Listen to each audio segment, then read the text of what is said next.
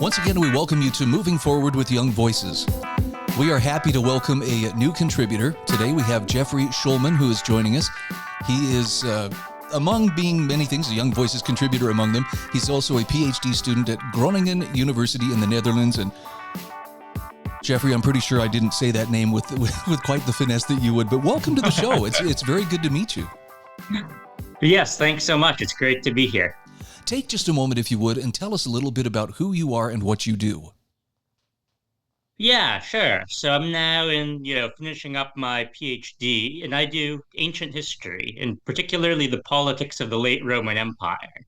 And I'm also sort of, getting into talking about this a little bit more in terms of what it means for a modern audience, for our politics problems today, and sort of what lessons it can teach us. Very nice. But today, actually, I have something that's more a little bit of a segue to talk about. Yeah, I'm looking at your article here on Real Clear Energy about how Europe is attacking budget airlines. But you're saying that this is actually a mistake. And you speak as someone who lives in Europe. Talk to me about this. I was telling you before we went on the air, I've flown out to Europe in the last twice in the last 5 years. And thank goodness for budget airlines, because it made it very easy to get us there and back. But why is it that European authorities are not so fond of those airlines? Yeah, absolutely, right. And this is sort of now in what I've written this article about. It's something that I think you have to be living in Europe to really get a sense of, which is why I really wanted to share it with an American audience, right? Because major officials here, right, they're very often talking about the environment, whether it's global warming, whether it's the noise from planes, and obviously, nobody likes any of those things. And so they've come down with some really harsh rules, but I think that are really misguided. And part of that, I think, is a little bit about the mentality here, right? So you have something called the emissions trading system, nominally meant to deal with global warming, for example. And basically, what they're doing is they're ramping that up really hard.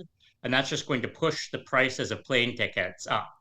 So for those of you who aren't familiar now, you can do like a short 2 hour hop in the air for like 20 euros across a lot of parts of Europe, right? Wow. It's amazing. And that they're actually sort of taking that away. And so that's sort of part of the problem you're facing here. Well, I could see why it would be popular. I mean, I think I took train rides that were more expensive when I was in Germany just a few months ago. Talk to me about, is it making a difference, though, in terms of global warming? I know that's a major concern, but how much do airlines, especially budget airlines, actually contribute to that problem? Yeah, so you see figures thrown around a lot, like say 2% or something like that, right? It depends a lot on how you measure, where you're seeing growth, and so forth. But of course, it's also a sector, right, that if you're going to be emitting a lot of emissions and you sort of want to bring that down, it's one of the hardest ones to adjust, right? Because there's really no other way to fly a plane, right? We already have electric cars, but there aren't going to be electric planes anytime soon. So it's maybe the sector that you wouldn't want to target, also because there's nothing so fast as a plane, right? Wow. I'm looking at your article here, and I mean, you translate this very well into, look, hey, there may be well-intentioned, policies here in terms of protecting the environment, but that translates into some very real quality of life issues. For instance, you talk about friends sitting together in dimly lit rooms while one explains, hey, we don't want to use the lights unnecessarily. That'd be bad for the environment. Even down to capping the amount of meat and dairy that a person can buy as a way to help the environment. Is this something that's generally accepted among the population, or is this something that the authorities have decided on and are just going to basically impose? Yeah, it won't come as a surprise for American listeners that there's now a very big divide here in Europe too, between the sort of more educated, the richer people, and some of the more ordinary working folks. And I think that's also like a big part of sort of what's going on in this climate discussion around the budget airlines, for example, like Ryanair, is the people who are flying on cheap airlines a lot of times, right, are poorer. There's also a big geographic distinction. They tend to be from less developed countries in the East and South who can finally afford to fly. Whereas sort of the richer European politicians, businessmen who are sort of making these decisions and pushing these policies, right? they're the ones who are already doing enough business travel and can pay the prices, would prefer to be flying fancy airlines, and don't really like sitting next to the other half in the plane. And I think that's something that's really driving this particular focus, if you will. Interesting. You note in your article that the environment has had a pretty profound impact on politics. For instance, the German Green Party just managed to close the last nuclear power plant in Germany. Um, it seems like the decisions have been made. Is there a place where this stops, or does this go to zero emissions, everything clean energy, everything electric, and no more fossil fuels? Is that the ultimate goal?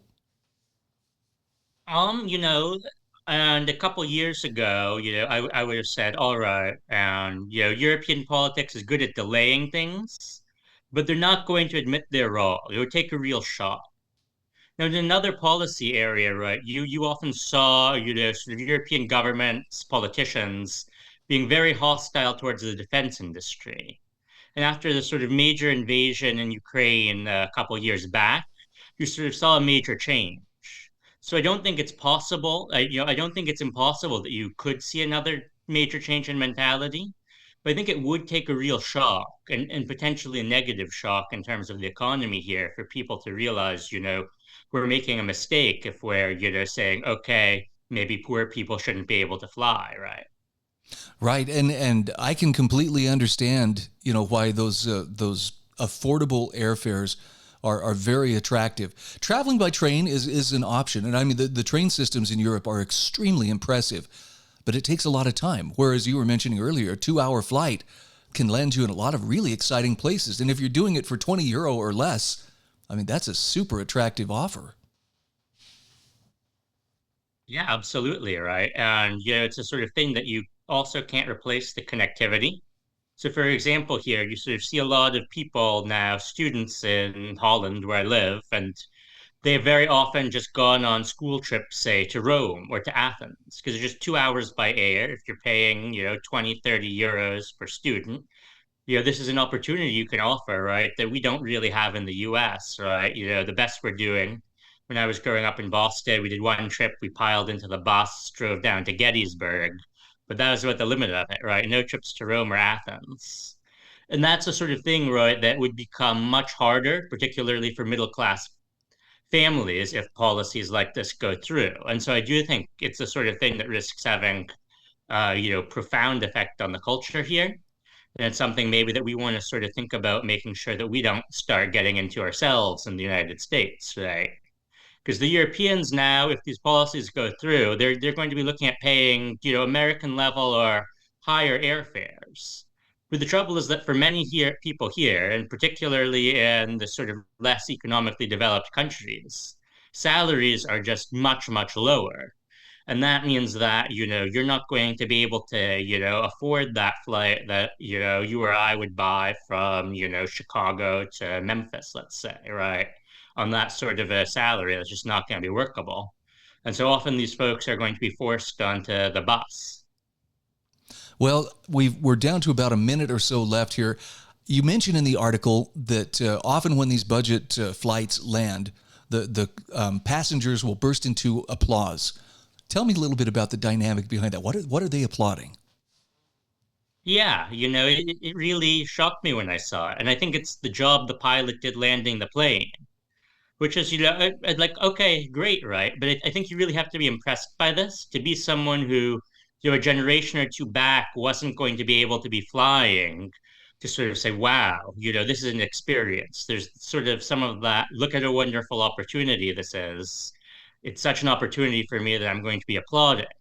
And it's only the sort of people, right, who are maybe going to be forced off the planes, right? The ones with less access to money, to business accounts, who are the ones who are applauding.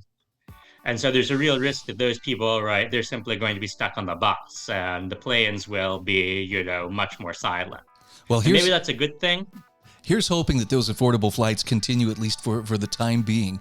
Again, we're talking with Jeffrey E. Schulman. He's a contributor for Young Voices. Jeffrey, where can people find you on social media? Ooh, absolutely. So I think the best place would be my academia page, right? Because I'm still a scholar, which is rug.academia.org. Jeffrey Schulman. Welcome back to Moving Forward with Young Voices. Hey, we are happy to welcome another first-time contributor to the program. Her name is Anna Wood. And Anna, first of all, it's great to meet you. Secondly, would you tell us just a little bit about who you are and what you do? Yes, absolutely. Thank you so much for having me on. My name is Anna Wood. I'm originally from the South, from Knoxville, Tennessee. I moved up to the DC area a couple of years ago, and I work in the nonprofit sector in HR recruiting. Very nice. I'm looking at an article that you wrote that I think is a really timely one, since it's about AI, and in particular, how AI bans didn't work and it's time for teachers to embrace ChatGPT. Now, I'm going to admit, I've been a little bit slow to embrace AI. It's probably just because I have habits and I don't want to have to change the way I've always done things. But talk to me for just a moment about when AI comes along, it seems like everybody tries to deal with it a little bit differently. How has education approached the use of artificial intelligence? Yeah, absolutely. So right when AI was coming out and specifically ChatGPT, there was a big initial backlash, particularly from primary and secondary schools, really looking to ban ChatGPT as they were seeing it as mostly as a means of cheating and working around the system and not producing authentic work. And so that's what we saw right when ChatGPT was coming onto the scene. But then we quickly saw a shift after a few months as schools were realizing that that might not actually be the right approach. They were seeing some of the value in ChatGPT that wasn't initially recognized by the school systems. And so we saw some of the bans from the big school districts like New York and Seattle get revoked within the course of one school year. And that was all happening within the 2023-2024 school year. Wow. I mean, that's pretty quick turnaround. But I'll admit, because I do a fair amount of freelance writing, and I have a business partner who is very much embracing AI as a tool. But I'll admit there's kind of an ethical gray area for me, and maybe you can help me sort this out. At what point does using AI constitute plagiarism or taking credit for someone else's or something else's work? Yeah. And I think that's what schools are still trying to figure out on their own. And we've been seeing a lot of different studies coming out and talking with different educators on what does it look like to bring AI into the classroom and how do we deal with this in terms of cheating versus using it to aid their work. And I think one of the important ideas is not seeing AI as a competitor to students, but really seeing it as an aid. And how can they use this new emerging platform and technology to assist their learning instead of replacing their learning. We're seeing it emerge in the workforce as well. And so it's something that is really important to education. That's the whole purpose of education, is really preparing these students for going out into the world. And as long as ChatGPT and AI is going to be a part of the workforce, then it really has a place in education as well. Well, Anna, if I had any doubts about how much it could help in work, I learned very quickly that if you're capable of writing a good prompt, it can save you so much time in terms of just zeroing in on the very essence of the information that you need or the message that you're trying to convey, as opposed to, sitting and trying to hammer it out over hours. No, that doesn't sound quite right. It's really a great tool there. Are there downsides to AI like ChatGPT? Are there some things we need to be aware of, though? I think there are certainly things that we need to be aware of, and I think we will keep learning as we're experimenting with it. One of the major downsides is that as an emerging technology, a lot of the information is not fully accurate. And so that is one of the reasons why incorporating it into a classroom can't replace the student's work. And so I've seen a lot of studies about teachers using it in the classroom in the sense of students can have a first draft with AI, but then they have to go back and fact check. And students' response to that has been understanding that actually all of the information they're getting isn't necessarily correct because people are putting information into this chatbot and that isn't necessarily verified. And so we'll see as time goes on how much more accurate it gets. But for now, it's really important that we are able to fact check and rein in and not allow AI to completely take over the original thought of essays or prompts or even test questions coming from teachers. Hear, hear. And on that note, let's talk about how teachers can use AI to further their jobs. Yeah, absolutely. I think that's one of the most exciting parts about AI is that teachers can really use it to help them. They can use it to create new lesson plans or scale back on the time that they're spending on administrative tasks. Just in the same way that it's kind of revolutionizing a lot of workplaces, it can revolutionize the way that teachers do their work as well. And the more they're able to incorporate AI, the better they're going to be able to teach it to their students. So I know it's early on. And so this is kind of like asking you, Anna, could you please tell us what is the internet eventually going to become? Because it seems like we've just barely scratched the surface in terms of what AI can do. But I'm just curious from your vantage point, what are some of the areas that we are likely to see AI become more of a permanent presence in our lives? Yeah, that is a great question. And I wish I had the magic answer. But I do think that it really is going to take over all different sectors of work. Right now, we're seeing it in a lot of areas that have heavily relied on technology in the past, but I'm even seeing it in my own work using AI on a daily basis, which is something that I never thought would happen and wouldn't have seen the need for. So I think as time goes on, we're going to see it in more and more different sectors, which is why it's so important that students, no matter what path they're taking after graduation, really understand how to use this tool. And I know that there were some kind of scary predictions that people made. I mean, look, those of us who saw the Terminator, as we were growing up, probably thought, oh my goodness, this is it. This is how machines are going to take over. Now, so far, that really hasn't happened. Are there any dire predictions that were made that have thus far fallen flat or been shown that they were not well-founded? I think there was a giant fear that, like you were saying, immediately everything is going to crumble. AI is going to take over. Everyone's going to lose their jobs. And I think as people are understanding AI and can use it to assist them, then it's kind of quelling that fear of maybe the robots aren't going to take over everything. Maybe we can use it to help us be better at our own jobs in the same way that we've been able to implement all the technologies of the past.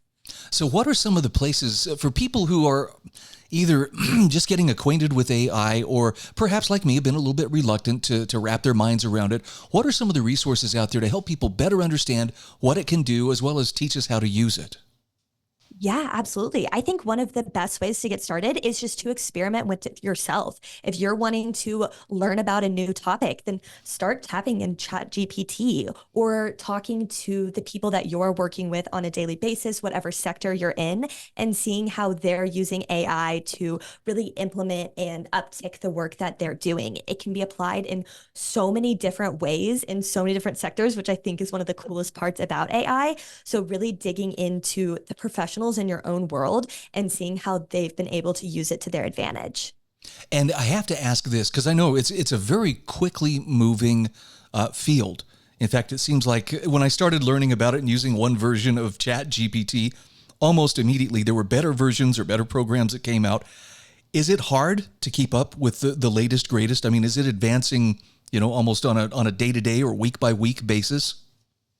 I think it is advancing very quickly, which is exciting and overwhelming at the same time. But I also think that isn't something that we necessarily need to fear because as we're using it to whatever advantage we can in our field, we don't have to be using the absolute latest version or the newest technology or even have a full understanding. As we're doing our best to understand how it can help us, I think that's all we can do. And that will be a huge advantage, whatever way we are able to implement it. Well, it sounds like most tools, there are early adopters or people who just go ahead and dive in and learn how to use it well. It'll be very interesting to see how this affects education as some of those people who really are embracing it, utilize it and innovate with it to change, in a positive way, how we approach education. Yes, absolutely. I agree. And I'm really excited to see what the future of education looks like with this implementation of AI. Again, we are talking with Anna Wood. She's a Young Voices contributor working in the Washington, D.C. area. Anna, for those who want to follow you on social media or otherwise follow your work, where's the best place to find you? Yeah, I think the best place to find me is on LinkedIn, just under Anna Wood, and I will post any updates I have there. Very good. Great to talk with you. I look forward to our next conversation. Thank you so much, Brian.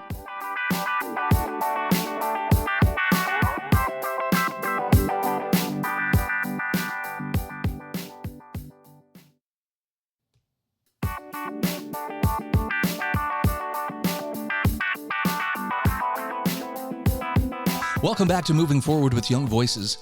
Hey, we are happy to welcome Alex Rosado to the program. Alex, you're going to have to remind me, is this your first time on the show? This is not. This is my second time. Okay. Thank you so much for having me. All back. right. I was fairly sure that we had talked before, but for the sake of those meeting you for the first time, take a moment to tell us a little bit about who you are and what you do. Sure. So I'm Alex Rosado. I just graduated from Gettysburg College back in May, and now I am a research fellow for Horizon Info Consult and a contributor for Young Voices. Excellent. And we've got a great article of yours to discuss here, how small government can prevent political violence. And you know what? There's a time where I would have said, whatever, it's not going to be political violence. This year, I don't feel like I can make that statement with a whole lot of confidence. Talk to me about what prompted you to write this particular piece. As you just said, it is really insane to think that there was a time when we didn't have to worry about political violence in America. There were blips of it, but now that you're seeing it come to full force, especially with the first presidential assassination attempt in about 40 years, and I remind viewers that President Donald Trump was shot in his ear in Butler, Pennsylvania on July 13th, 2024. And the reason why I make that declaration is because no one's talking about it anymore. No, you would think that this would be such a prevalent and relevant subject to what's happening with the election, but the cycle has been so volatile that this has just been cast to the back of every news outlet whatsoever. I mean, there was a little bit of press coverage with Kim Cheadle, who was the former director of the Secret Service, that I think her apathy led this to happen. She resigned. And ever since then, people wiped off their hands and said, okay, we're done. We don't need to talk about this. But to this day, there still is no motive for the assassin. And I think really that's the fault of the federal government. We have to find out that information. Wow. And you're right. That story disappeared down the memory hole, and almost nobody talks about it. In fact, as I understand it, there are people who are actively questioning, was it just a hoax? Was it just put on, some kind of, play that was put on by Trump? But the rhetoric seems to have sharpened quite a bit too. Now, being an election year, I expect things to get a little bit heated, but it's getting downright ugly. Talk to me about why people engage in political violence. It's not just the rhetoric. There are some other reasons that make people snap or otherwise lash out. Well, to examine the rhetoric side of it first, you have to analyze what the mainstream and legacy media have been labeling and diagnosing the Trump campaign as. Even on the official Wikipedia page for the 2024 presidential election, it says he's been engaging with authoritarian rhetoric, saying that he's dehumanizing his political opponents, that he wants to throw journalists in jail. And by no means is that happening. It's all hyperbolized and it's all made up abstracts, because fear is a very powerful motivator, especially among voters. And what you're seeing now with this environment is that it's okay to sow these divisive headlines, and especially with the articles as well. You read them and you have to say to yourself, this isn't fair and unbiased journalism. This is social activism being worked into the agenda of these large corporations. But also in terms of what makes people engage with political violence, most people saw the gun, but you didn't see the journey that it took to get to what happened on July 13th. This was something that was happening within the greater zeitgeist of America about a disgruntled population and voter base that clearly doesn't really know what's happening, who's running the country, who's really trying to change it, and how slow the change is happening. And people, after a while, with economic insecurity, especially with social and political polarization and cultural distress, there's a lot of factors that just confound on top of one another. And people just explode after a while. And that is exactly what you saw here in the worst way possible. Alex, you make a very strong case in this article that basically smaller government actually takes a lot of that pressure and can actually reduce the tendency toward political violence. I think so, especially in one of the philosophers that I cite. His name is Sir John Fortis. He was an English justice on their superior court. And he said that the ideal government is one that is of a smaller nature, but also one that bolsters private property and economic success. Everything around it develops because of it. Those are the two crucial tenets. And if you have a government that not only respects it, but promotes that, you're going to see that people are better off in terms of quality in life, and also the reciprocal nature of just friendly and neighborliness, because people have an intrinsic value in their input, in their output, in their daily lives as well. They don't have much to be resentful about because everybody's earning their keep and keeping it. So when you have an encroaching government like we see today with the bureaucracy, when you have 87,000 IRS agents that were put into office because of an Inflation Reduction Act that goes after $600 Venmo donations, that is not necessary. And it's also showing the minute steps that the government is taking to interfere with people's economic success with their data, which is now being treated as a property right. So really, there are a lot of ways we can recalibrate that approach, but it's going to take time, and it's going to take the right people to lead us into that direction. I'm looking at this election year, and I'm seeing your message very clearly being manifest by how this election, more than any other that I can remember in my life, feels like a quest to gain control of the state apparatus from the federal on down, to local, in order to use government to punish the other side. And I know not everybody feels that way when they vote, but I'm looking at the rhetoric that's being thrown back and forth. And none of it is calling for smaller government. It's calling for, I want government, to be able to be used against those who would oppose me, my ideological foes. And when there's small government, it seems like that's really not that much of a temptation because it's too small to be used as a club to beat others into submission. Oh, absolutely. I think especially with even the way that was phrased, it captures what the population thinks government is supposed to be, that government is being weaponized. Shouldn't be the case. Government should be a tool for achieving success. And especially for the people who have a say within this constitutional republic in the form of a representative government with the House of Representatives, the Senate, and now you're seeing that with the presidency too. People have an opinion and sway, and especially seeing the stakes of this election, it's not about gaining control. It's about exerting change, exerting influence, and also having the government be accountable to the people.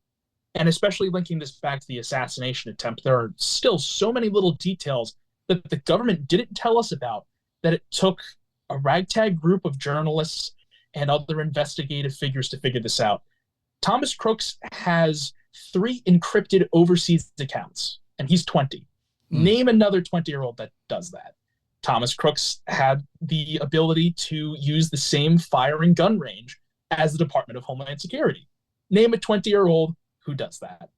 Thomas Crooks had the ability to fly his drone over the venue days beforehand and also showed up to the rally 2 hours beforehand to climb on the roofs, the slanted roofs that the federal agents wouldn't be allowed on because they said it posed a threat to them. And there are so many cell phone videos capturing him with this gigantic gun aimed at the president. Name a 20-year-old who can get away with that. So I really do think that a smaller government can not only dissuade political violence, but is also better at promoting a value-centric society that we can be proud of, so that way political violence isn't even an option. So where does that smaller government begin? I know we've got less than a minute, and if you could just solve all of the nation's problems in that time, I would be so appreciative.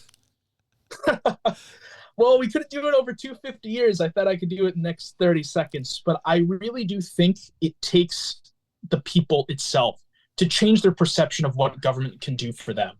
Instead of being interfering and overreaching, the people should be able to have more of a say with their government and respect it as a way for them to get their message across. And I think it really does take a value shift in that sense to make sure that the people understand and know their social contract. Very good. That was very good, especially for about a 30-second time frame. Again, we're talking with Alex Rosado. He is a contributor for Young Voices. Alex, for those who wish to follow you or connect with you on social media, where is the best place to find you? My Instagram is alex.p.rosado, and my Twitter handle is the same thing without the dots. Thank you so much. I look forward to our next conversation. Thank you so much. Thanks for having me.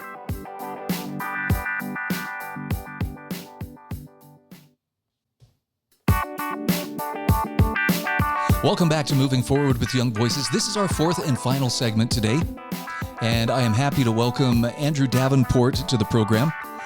Andrew, welcome. Tell us just a little bit about who you are and what you do. Yeah, Brian, thanks so much for having me.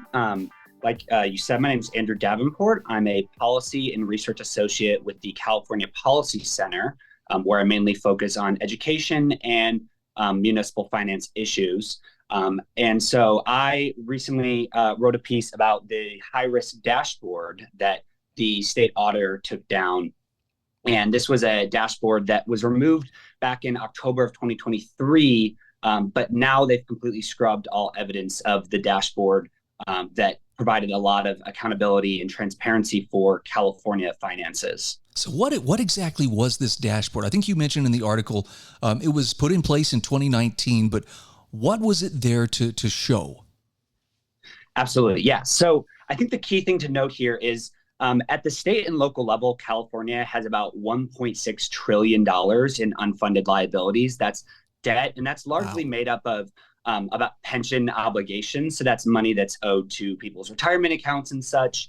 And so that's a huge portion of where a lot of this local debt is made up of. So the California State Auditor in 2019 created this dashboard to help hold cities accountable for a lot of their spending and budgets using their audits of their district. So it would collect the audits and keep track of their finances, and kind of had this program where it would help hold these cities accountable. And if their budgets weren't working out or they were spending too much, it would put them on a track to course correct, right? And so this dashboard was a great tool, especially for experts in this field, policy experts, as well as local citizens in your districts to kind of monitor how your cities are doing financially. So this dashboard tracked different metrics such as the debt burden, pension obligations, revenue trends in the district, things like that. And you could go on this dashboard and check out all those different details about your local city to really see how it was doing. Well, the dashboard, without any notice, was basically just taken down, and they put out this message saying, hey, we're shifting resources to prioritize the state's audit. Their annual comprehensive financial report is what they call it. And as of recently, that message is no longer even there. Now it just takes you to a page not found. All evidence of the dashboard has been completely scrubbed. Well, you asked the $64,000 question in your article. Why did the auditor's office feel the need to remove this data? It sounds like it would be very useful data, for an informed citizenry. Absolutely. Yeah, 100%. We don't really know the real answer to that question. Obviously they claim that it's due to shifting resources, but one thing that I note in the article is a lot of the data that's on this dashboard was historical data too as well. So it provided data from previous years of how the cities were doing. So the fact that they just entirely removed the dashboard is definitely questionable, because, it's one thing to say, hey, we're not going to continue updating it with new information, but no, we're going to scrub all evidence of it. We're going to take down the historical data as well, is what they ended up doing. So some of the possible reasons, I think one of the main reasons is in 2022, the state auditor, Elaine Howell, retired and was replaced by Grant Parks. But I think the real reasons is that they just don't really care about transparency. Gavin Newsom claims to, be the most transparent governor in the country, but he actually vetoed a bipartisan bill, SB 598, that would have automated the data and reducing a lot of the costs and resources that would have gone towards this dashboard. And so I think what really happened is when the decision was made to take this down, there was no one speaking out saying, hey, why are you removing this dashboard? This is important information that the public should be aware of.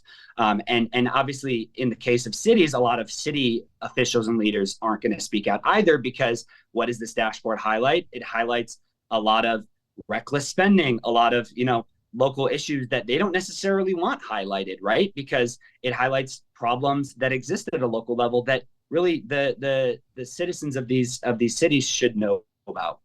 Wow. I guess whoever it was that said daylight is the best disinfectant knew what they were talking about, because this seems like a very deliberate attempt to limit as much daylight as possible. Yeah, absolutely. Yeah. So, and what's interesting about it is they talked about, hey, we're shifting resources to focus on the state audit. It's called the ACFR, Annual Comprehensive Financial Report. They've actually been late the past 5 years on those ACFRs, those ACFRs.